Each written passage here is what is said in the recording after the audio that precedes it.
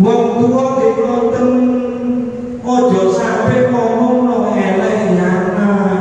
Walaupun anak elek ngomong piye cek dadi anak sing api iku perintah Gusti Allah.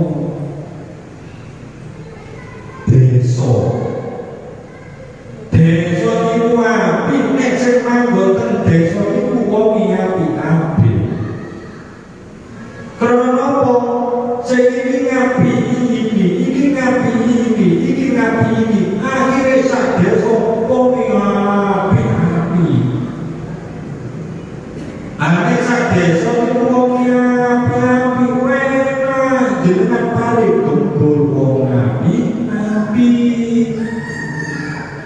Nggak kula jenengan nek mati sing rambut wong api-api.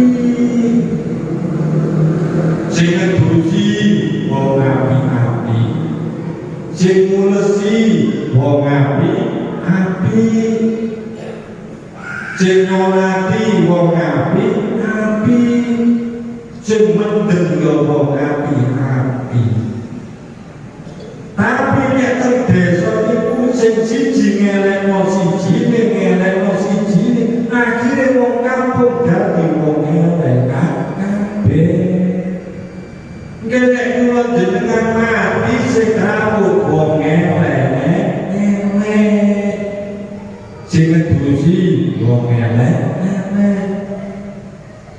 sing mulesi wong elek sing nolati sing ngobot wong elek sing nahdiri sampe petuk dina iku wong elek panjane apa krono sing diomongno sing elek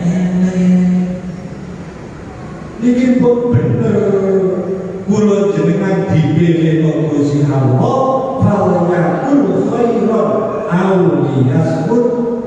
Nek gak iso ngomong ngapi meneng.